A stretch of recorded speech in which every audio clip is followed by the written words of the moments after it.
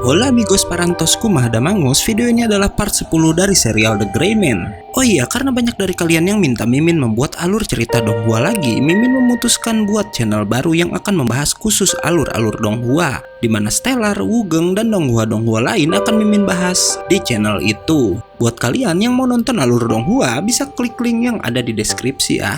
Oke, nggak berlama-lama lagi, kita langsung simak part 10 serial The Gray Man. Tapi sebelum mulai, harap cek dulu kuota kalian. Kalau sekarat bisa numpang wifi tetangga. Bruh.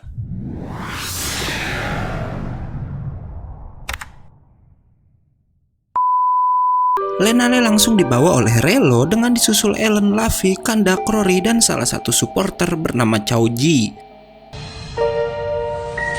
Sementara di tempat Theodol sendiri, benda aneh mirip pecahan-pecahan puzzle jatuh dari langit. Hingga kemudian muncul sebuah benda berbentuk kubus berwarna putih di atas mereka semua. Kembali ke Ellen dan teman-temannya yang terjatuh di sebuah kota dengan banyak bangunan putih. Yang ternyata saat ini mereka semua sedang berada di dalam bahteranya. Si Relo yang ada di sana juga tiba-tiba mengeluarkan suara Hakusaku yang berkata ia akan mengirim para eksorsis ke tempat para orang mati. Dan keenam orang ini hanya punya waktu selama 3 jam untuk bertahan hidup sebelum semua bangunan di sana hancur. Hakusaku pun memuji teman-teman Lenale yang katanya sebenarnya ia hanya berniat membunuh Lenale seorang, tapi nggak diduga malah banyak yang ikut bersamanya. Dan katanya juga teman-teman yang tertinggal di luar nggak akan ia biarkan bersedih karena Hakusaku akan membunuh mereka semua dengan mengirimkan banyak akuma-akuma raksasa. Allen pun langsung menyuruh teman-temannya menghancurkan rumah yang ia bilang kalau salah satu rumah di sana pastilah memiliki jalan keluar yang terhubung ke dunia luar. Tapi si Relo menjawab kalau itu percuma karena bahteranya itu udah nggak bisa digunakan lagi dan udah nggak terhubung ke dimensi manapun. Namun gak diduga lalu ada seseorang yang bilang jika masih ada jalan keluar sambil menyodorkan sebuah kunci. Sementara itu di luar bahtera nampak jika para akuma raksasa udah mulai berdatangan. Mary langsung mengikat beberapa akuma dibarengi Theodol yang mengaktifkan inosennya dengan menciptakan 2 makhluk putih raksasa untuk berhadapan dengan para akuma.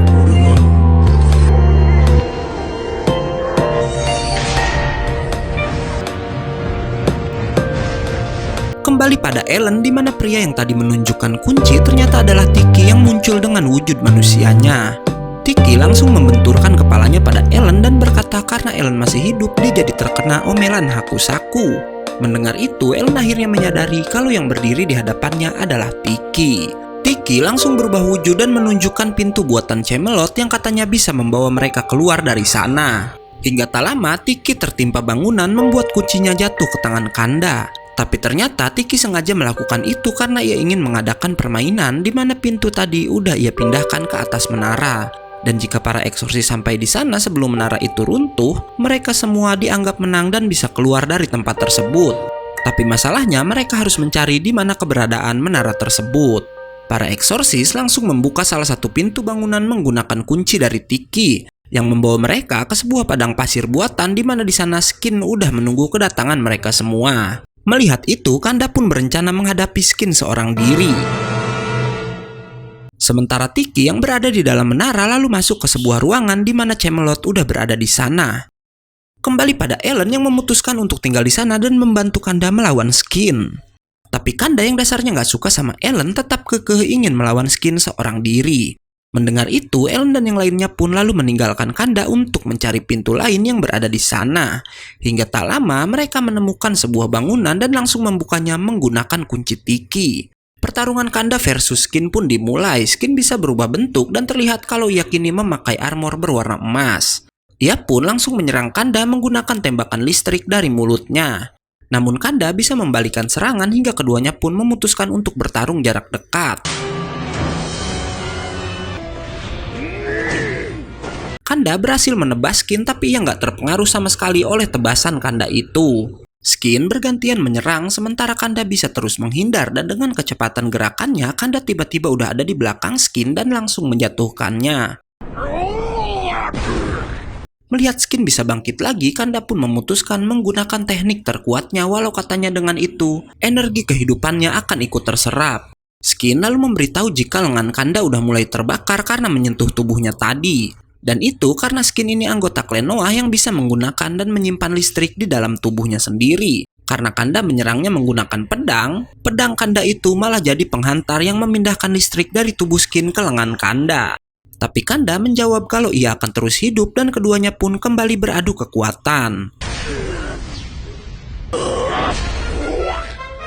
Kanda yang udah mengaktifkan teknik terkuatnya bisa lebih cepat dari sebelumnya dan terus aja menebas tubuh Skin.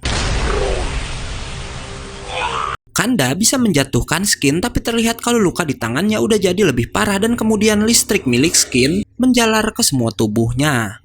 Dan yang mengagetkan, Skin ternyata bisa meregenerasi tubuhnya dan langsung menyerang Kanda dengan kekuatan listrik yang cukup besar. Skin lalu mengeluarkan rantai-rantai yang dialiri listrik dan mengikat tubuh Kanda dengan rantai tersebut, hingga Kanda yang terikat pun terlihat udah nggak berdaya.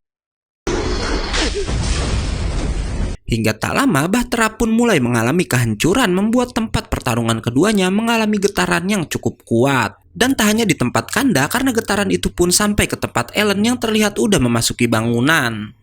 Kembali lagi ke Kanda yang diserang habis-habisan oleh Skin.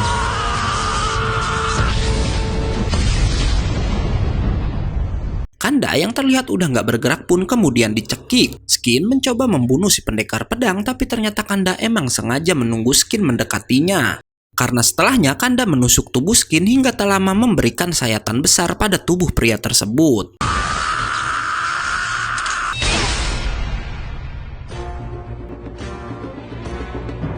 Skin pun akhirnya bisa dikalahkan, walau terlihat Innocent milik Kanda ikut hancur karena udah menembus tubuh Skin yang dipenuhi oleh listrik. Setelah mengalahkan Skin, walau kesulitan berjalan, Kanda mencoba menyusul teman-temannya. Tapi Skin yang tadi terlihat udah nggak bergerak ternyata bisa bangkit lagi, membuat Kanda berbalik arah dan bersiap untuk kembali bertarung. Kanda mencoba menebas tubuh Skin dengan pedang gompalnya, namun ia nggak bisa menyentuh Skin yang tubuhnya dipenuhi oleh listrik. Si Kanda pun menyadari kalau sebenarnya Skin sendiri udah nggak sadarkan diri, namun ia masih tetap aja bisa menyerang. Bahkan kemudian Skin mencoba menghancurkan bangunan tempat Ellen berada. Mengetahui hal itu, Kanda pun menggunakan teknik yang menyerap kehidupannya untuk melindungi semua teman-temannya.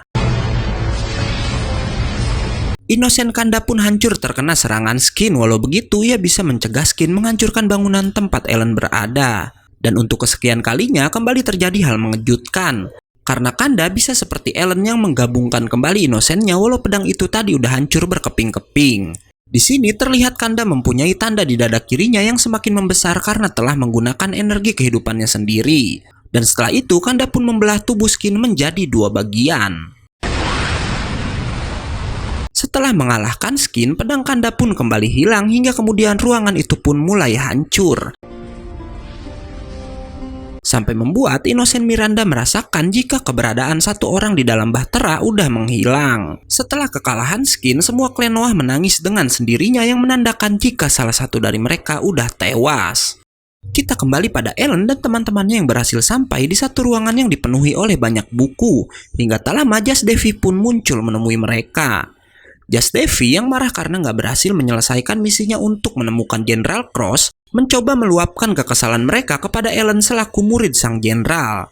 Si Noah kembar langsung menembaki Ellen, tapi ternyata mereka hanya menggunakan peluru kertas, di mana kertas itu ternyata berisi bon hutang sang jenderal yang sengaja ditinggalkan saat Jas Devi mencarinya. Yang bodohnya, kedua Noah kembar itu malah membayar hutang-hutang Jenderal Cross, dan itulah alasan mengapa kedua orang ini menjadi sangat kesal. Kedua Noah lalu menyerang Ellen dengan kekuatan mereka, tapi kekuatan klon-klon malah bisa mengempaskan keduanya. Jas Devi kembali menyerang menggunakan peluru es yang bisa membekukan apapun yang dikenainya. Hingga kemudian mereka menyerang Ellen menggunakan peluru api. Beruntung Lavi dan Clory bisa mengembalikan serangan tersebut. Tapi Jas Devi bisa menghilangkan serangan itu begitu aja, di mana di sini kita akan mengetahui kalau kekuatan kedua Noah ini adalah menciptakan peluru dengan berbagai macam kekuatan yang mereka mau. Relo lalu meminta keduanya berhenti bermain-main karena tugas mereka sebenarnya adalah membunuh Jenderal Cross. Dan Jas Devi menjawab mereka udah mencari sang jenderal ke seluruh penjuru Edo, tapi Cross seperti hilang di telan bumi. Dan dari sana Ellen dan teman-temannya akhirnya mengetahui kalau jenderal yang mereka cari selama ini udah nggak berada di Edo. Dan part 10 pun selesai.